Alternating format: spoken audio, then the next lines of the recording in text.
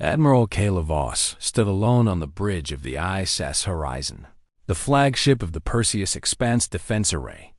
Through the panoramic viewport, the silent ballet of stars stretched endlessly, a tapestry of points so distant they might as well have been phantom lights. Yet on her hollow display, a single blip pulsed with alarming regularity. An unregistered vessel, colossal in size and shrouded in stealth dot. She tapped the console. "Status report," she ordered, voice steady though.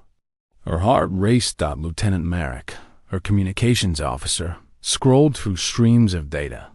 "No transponder signature, Admiral. No allegiance code." And he hesitated, eyes wide. "No language in our universal lexicon matches their hailing frequency. Yet, our translators are parsing it into standard high Galactic. What does it say?" Voss leaned forward. Marek's fingers danced. The bridge fell silent except for the soft hum of the warship's engines. "This is the UN's Conqueror. You are warned. Stand down immediately or face annihilation." A ripple of disbelief coursed through the crew. The UN's prefix United Nations of Terra hadn't graced a human vessel in centuries. Humanity had vanished from known space during the Great Diaspora, lost to time and legend. Tales of the fabled Terran starships became bedtime stories for children in distant colonies. If they were told at all, Voss processed the words, then turned to her tactical officer. "Scan their hull signature. Confirm or deny Terran origin." 10 seconds later, the display marched through overlays of energy emissions, alloys, and power core diagnostics. Voss watched three-dimensional schematics of reactor coils and armor, plating fold together like cosmic origami. High-density titanium ceramic weave, layered with adaptive quantum mesh. The tactical officer reported. "Reactor backscatter. Matches Sol-based fusion cascade." Command code algorithm traces to pre-first expansion human syntax. Admiral Voss exhaled. "They're human. Or at least made by human hands." Murmurs broke out across the bridge. Several officers exchanged looks. Was it a hoax? A rogue mercenary fleet playing on ancient superstitions? But as the Conqueror's brooding silhouette materialized on long range sensors, its spires of gun emplacements and shadows of cloaked hangar bays, the reality sank in. "Comes," Voss said, stealing her tone. "Open a secure channel. I want a direct line to their bridge." Static crackled, then cleared. A single figure face obscured by the Conqueror's dark visor appeared on the view screen, framed by the ship's cavernous command port. "I am Captain Arjun Malik," the figure announced, voice calm and unyielding. "On behalf of the reconstituted human Commonwealth, I demand you stand down your defenses. Any hostile action will be considered an act of war." Voss's mind raced. The human Commonwealth? She had read about Terran reunification efforts in obscure footnotes of ancient archives. Scholars speculated that scattered colonies might one day unify under a banner of their lost homeworld. But no one believed such an organization could still muster a warship, let alone one capable of breaching three allied empires' outer defenses. "Your demands are unprecedented," Voss replied. "Our orders are to protect the Perseus Expanse against any unapproved incursion. Identify your mission objective." Captain Malik's posture was unwavering. "To reclaim what was once lost. To secure humanity's rightful place among the stars." Before Voss could respond, alarms blared. The horizon's defense grids flared to life, and a hollow projection of the Allied fleets formed behind her flags of the Andari, Zethari, and Govalian Imperiums, each shimmering in their unique hues of blue, crimson, and emerald. Hundreds of capital ships, thousands of fighters, each poised to enact the political will of their home governments. They believed in overwhelming force. They believed the Conqueror was a singular relic to be studied or dismantled. Voss's eyes flicked between Malik's impassive stance and the rising tension on her command floor.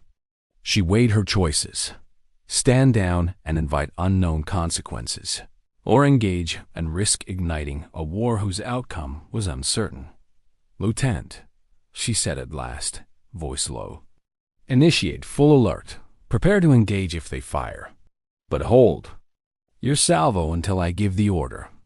"Aye, Admiral," Marek replied, fingers poised above the fire control console. The bridge lights dimmed as tactical grids activated, painting the crew's faces in shades of orange and red. In the viewport, the Conqueror drifted, silent and inscrutable, its hull absorbing starlight into an abyssal shadow. Every heartbeat seemed to echo in the hushed thought. Voss swallowed, her gaze resolute. "Send this to the Alliance Command. The human warship is here, unannounced, carrying a threat. We have one chance to de-escalate. Let them know we prefer diplomacy if Captain Malik is willing." She hesitated, then added, "And transmit to every ship. Fire only on my command. We're stepping into unknown territory. Let's not act recklessly." As messages flew across the void to fleet commanders, Admiral Voss studied the dark outline of the Conqueror. Humanity's ghosts had returned, and with them, the galaxy's fragile peace trembled on the brink. In that moment, Voss knew the next few minutes would echo through history, whether in triumph, tragedy, or some new chapter yet unwritten. The Conqueror's sudden cloak ripped through the void like a lightning bolt striking still water. In the span of a single heartbeat, Admiral Voss saw her entire defensive formation pivot toward the black dreadnought at the center of the galaxy's greatest armada. 400 allied capital ships, arrayed in 3 concentric rings, bristled with weapon turrets, missile pods, and shimmering energy shields. Behind them, thousands of fighter wings and assault corvettes banked in wide dispersal patterns, ready to pounce. Then, at precisely 0 hours 0 minutes and 0 seconds standard galactic time, the battle began. Time minus 4 minutes. The opening salvo without warning, the Conqueror unleashed its first volley. Dozens of cobalt blue plasma lances erupted from its forward batteries, each bolt tracing a brilliant arc of searing light. The outer ring of Govalian battlecruisers bore the brunt shields flared in cascading ripples, then collapsed in moments. Hull plating vaporized under the concentrated heat, sending debris drifting like funerary petals. "Shields are failing on cruiser Relentless," shouted Commander Yelra of the Gorvalian fleet. "We're losing power, taking heavy casualties." Fighters darted forward in kamikaze runs, but the Conqueror's point defense grid was a swirling storm of automated laser turrets and interceptor drones. Each attacking craft was shredded mid-approach, fracturing into shards that exploded in miniature nova bursts. A single Conqueror-launched interceptor drone, clad in reflective armor and armed with an electromagnetic pulse warhead, struck the Gorvalian flagship's bridge, crippling its guidance array and sending it careening into a neighboring corvette. T-minus 3 minutes. Chaos and Counter-Strike. Admiral Voss barked orders. Focus fire on their sensor arrays. Launch ion torpedoes. Synchronize impact in 15 seconds. 3 Zethri destroyers charged their torpedo tubes. Seconds later, twin streaks of crackling blue energy sped toward the Conqueror. But as the torpedoes closed, the dreadnought spun on its axis, disgorging a cloud of nanoparticle dispersal that shredded the warheads before detonation. "Impact aborted," reported Lieutenant Marek. "Their countermeasures are preternaturally efficient." The Allied commanders, their nerves frayed, unleashed the next wave. Missile barrages, railgun broadsides, and torrential volleys of high-explosive drone swarms. But each attack was met by the Conqueror's chilling response vortex generators that warped space-time around incoming projectiles, diverting them into subspace. A flashbang of graviton pulses rippled outward, temporarily knocking out the Andari fleet's gravitic drives and sending dozens of frigates tumbling like leaves in a storm. Tinus. 2 minutes. The boarding storm with its offensive grid intact. The Conqueror transitioned to Phase 2, boarding and electronic warfare. Hundreds of micro-boarding pods, no larger than a fighter cockpit, launched from concealed bays across its dorsal surface. Each pod carried a specialized ghost unit, a hybrid of nanomachine-augmented saboteurs and cyber-assault AI. They bore down on Allied ships with terrifying precision. Once docked, the pods injected swarming nanites that cascaded through internal conduits, short-circuiting fire control networks and scrambling power conduits. Systems overloaded. Reactors surged, then blinked out in cascading blackouts. Starfighters lost targeting locks. Capital ships spun aimlessly, and the Grand Armada's coordinated formations collapsed into pandemonium. Bridge to all ships. Voss's voice rang out over the comms. Regroup on my signal. Defensive. Posture only halt boarding drones with EMP charges. A handful of Andari frigates managed to detonate their MP disruptors, creating a temporary bubble of silence around them. But the ghost units, hardened against such blasts, deployed quicksilver repair bots that re-established circuit paths within moments. To -1 minute. Desperation moves with the Allied fleet staggering. Admiral Voss ordered the final gambit. A synchronized collapse of their formation to swoop in on the Conqueror's flanks. 3, 2, 1 now. She counted down. Fighter wings dove from multiple vectors. Capital ships banked sharply to encircle the dreadnought, and concentrated beams of charged plasma converged on its hull. In the ensuing seconds, the void lit up like a supernova until the Conqueror activated its ultimate defense. A halo of antimatter reflector shields ignited around the ship's midsection, turning every incoming shot into a cascade of reflected energy back at its source. The Allied beams backfired, carving lethal channels through their own lines. Explosions blossomed across the battlefield in a grotesque fireworks display. 0. Silence after the storm, and then silence. The Conqueror drifted at the center, hull unmarred, engines idling. Scattered debris and wounded ships lay in the periphery, like broken chess pieces. The Andari flagship, its bow nearly severed, floated dead in space. Zetheri frigates hobbled toward escape vectors. Gorvalian cruisers, once proud and unbowed, now hung motionless, their crews frantically sending distress calls. On the horizon's bridge, Admiral Voss steadied herself against the rail. She tapped her comms panel. All units report status. Nay. Chorus of garbled, broken replies crackled back. Shields depleted, engine offline. Boarding drones overran CI Coloss comms. All fighters destroyed or disabled. 4 minutes on the clock. 4 minutes of fury. 4 minutes that shattered the alliances of 1,000 worlds. Voss exhaled and steepled her fingers. The Conqueror's broadside batteries were still charged. Its boarding drones were poised to swarm again. Yet not a single alien ship moved to fire. The dreadnought's captain had proven his point. Overwhelming might and surgical precision could unseat the greatest armada ever assembled. In that pregnant moment of uneasy calm, Admiral Voss understood the bitter truth. The galaxy's power balance had shifted in 4 minutes, and those 4 minutes would haunt the empires for generations to come. The wreckage field drifted in the aftermath like a silent graveyard. Dozens of crippled vessels, once icons of Zetheri grace, Gorvalian might, and Andari ingenuity, floated inert, their crews either lost, surrendering, or scrambling for escape. Pods. In the center, the UN's Conqueror glowed faintly, its hull unscarred, its ghostly engines humming with cold purpose. The ultimatum moments later, the Conqueror's voice pierced the silence, transmitted on every open channel. All surviving ships, heed this final warning.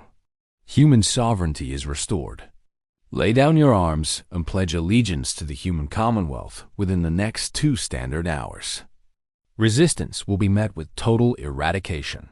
Across the battered fleets, captains exchanged horrified glances. Many comms links were severed. Others were jammed by the Conqueror's cyber drones.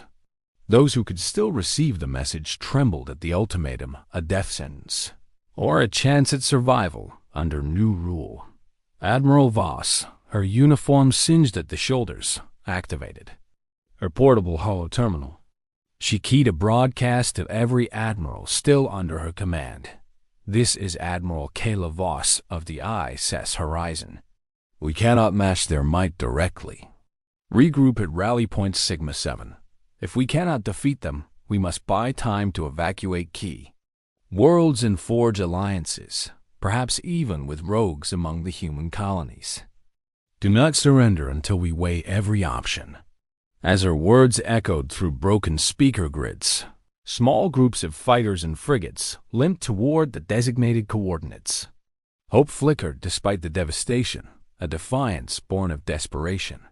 Council of the ruins 2 hours later. The remnants of the Allied leadership assembled aboard the crippled Andari command cruiser, Dawn's Light. Its command deck had been converted into an emergency council chamber, lit by makeshift lamps and holographic displays marking lost systems. Representatives from the 3 empires, Andari Chancellor Lyran, Zethari Regent Jock, though injured, and Gorvalian Marshal Syra, her uniform stained with oil and blood, stood before a battered war table. Chancellor Lyran's voice wavered. They're demanding fealty in exchange for what? Protection? Subjugation? They saw us as prey the moment they decloaked. Regent Jock added, our fleets are broken.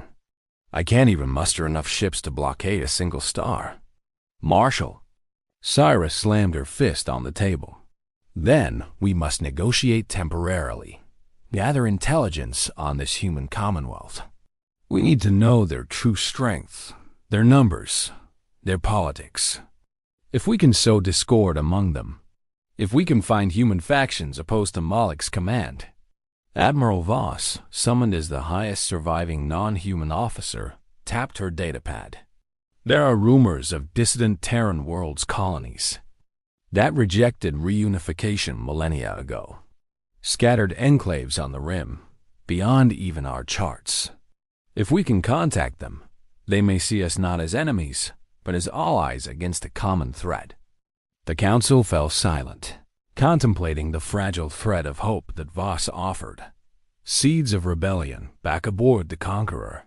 Captain Arjun Malik surveyed the ruins through his viewport. Data feeds streamed in. Systems under blockade. Defiance. Manifesting in stuttering transmissions and whispers of resistance among isolated pockets. His tactical officers prepared proposals for planetary invasions. But Malik paused over one dossier. It detailed a small Terran colony on the edge of mapped space, Ceres Prime, whose elders had refused the first Commonwealth overtures centuries ago. Its people had thrived in isolation, forging a culture independent of Earth's derelict legacy. Malik steepled his fingers. Prepare a diplomatic envoy, not a strike force. I intend to bring that world into the Commonwealth through peaceful means first. Show them the strength of unity and the folly of continued division. His second-in-command nodded, fingers already routing subspace channels for the envoy's departure. A galaxy transformed as the battered fleets retreated to hidden waypoints, and the Conquerors set course for Ceres Prime. Ripples spread across the Galactic network. Human Commonwealth propaganda, broadcasts, vowed order, and return to a century of peace under Terran guidance. Rebel alliances, non-aligned species, and pirate syndicates sensed opportunity, offering to sell arms and intel to the highest bidder, whether to humans or to the alien empires. Colonial uprisings. Worlds under Zethari and Gorvalian rule began agitating for autonomy, emboldened by the apparent vulnerability of once invincible overlords. On Perseus V, home of the Defense Array's main base, Admiral Voss addressed a hastily assembled militia. We've witnessed raw power beyond our worst fears. But we've also seen its limits. The Conqueror may have shattered fleets in minutes, but no fleet is infinite, and no empire eternal. Our fight now is not against a single dreadnought, but for the soul of the galaxy. Against tyranny of any form, Terran or otherwise. We will rebuild, we will adapt, and we will endure. Her speech was met with cheers, defiant even in defeat. Across every hologram and broadcast, a new narrative took root. The human intruder had catalyzed not only war, but transformation. And so the stage was set. A galaxy no longer at peace, but alive with conflict, diplomacy, and the uneasy dance of power. In the silence before the next storm, every civilization, human and alien alike, would reckon with the arrival of the unknown human warship, and the 4 minutes of fury that reshaped the cosmos forever.